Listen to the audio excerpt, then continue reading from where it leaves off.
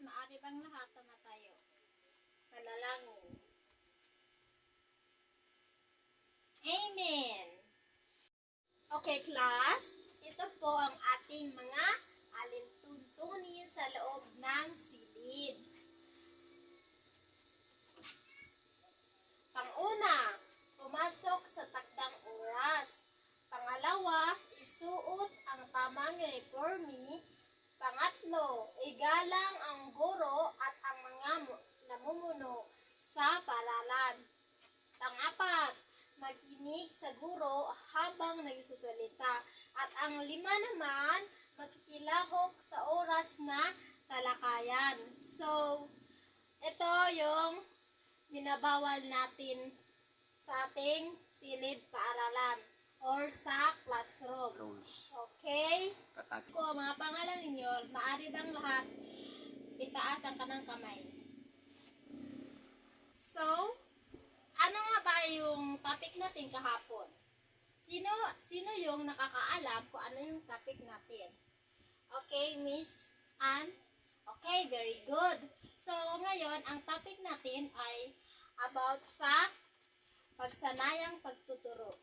Ano nga ba ang pagsasanayang pagtuturo? Ano nga yung topic natin kahapon? About sa? Yes, Ann? Okay, very good. So ngayon, ang talakayan natin is tungkol sa mga pagsanayang pagtuturo. Ano nga ba yung pagsasanayang pagtuturo? Okay, very good, Miss Lisa. Ito yun, ang pagsasanayang pagtuturo is nasusuri ang antas ng wika patay sa pamalidad na ginagamit sa pagsulat at awitin na balbal o kalukal, lalaganin at formal. So ito yung ano natin, yung topic natin ngayon is about sa kasanayang pagkatututo. So class, sinong nakakaalam kung ano yung pagsusulat? Okay, Miss Rose? Very good. Ang pagsusulat ay isinulat ang sariling version ng isang awiting bayan sa sariling lugar gamit ang wika ng kabataan. Ang sabi dito, ang pagsusulat daw ay wika ng kabataan. Kung ano yung wika ng ibang kabataan, example natin sa Muslim at saka Kristiyano. Yun ang pagsusulat ng wika ng kabataan. So ano ba yung layunin?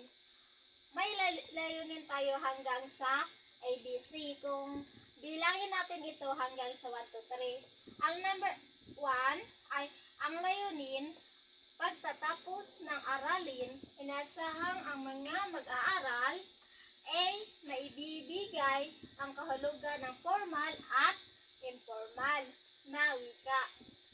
B. Naisa-isa ang mga kahalimbawa ng antas na wika at naipapaliwanag ang kahalagahan ng antas ng wika sa pang-araw-araw ng buhay. Ang pagpahalaga ang bawat isa ay mayroong iba't ibang paraan ng pagpahayag at pagpakita ng expression, sundin at igalang upang maparating ang ugnayan at pagkakaunawaan. So ang pagsusulat sabi niya dito ay wika ng kabataan, kumbaga yung iba-ibang lingwahe ng mga Pilipino, kung halimbawa yung Muslim at Christian. Ang layunin naman ay kahulugan ng informal na wika. Yung example natin, formal, yung pagsusuot nila, di ba? Iba-iba ang pagsuot natin na mga suot, halimbawa mga Muslim, lahat ng mga suot nila dapat mataas. Kung yun ang ibig sabihin, formal or informal. Nag-isa-isa ang mga halimbawa, ang antas ng wika ay napaliwanag na antas ng wika. Okay. So ano yung aking talakayan yung ating pinag-aral kahapon. So, ano yung pinag-aralan natin kahapon? Ang pag-aaralan natin kahapon ay tungkol sa awitin ng bayan. So, student, sinong nakakaalam sa ating topic kahapon? Maaari bang tumatayo kung alam niyo yung topic natin kahapon? Okay, Miss Angel. Very good. Ang ating topic kahapon is about awiting bayan. Magkakaroon ng isang pagbabalik, tukuyin ng mga mag-aaral at pamagatan ng awitin na ipamagkita sa pamagitan ng pagpili ng salita na nasa pasara. Ito yung example. Yung balik-aral natin kahapon is about sa si Filemon, Elele, tulog anay, ako ay nagtanim at dadansoy. Ito yung topic natin kahapon. Okay? So student, ngayon ay balikan natin ang ginagawa ninyong panglalarawan ninyong kahapon. Maaari ba ninyo ipakita sa akin? Arts. Okay, very good. Bago natin tuluyan wikang ating kalayaan, ay balikan natin ating mga tinalakay. Ano nga ba yung tinalakay natin kahapon? Miss Mia? Okay, very good. As about sa wikang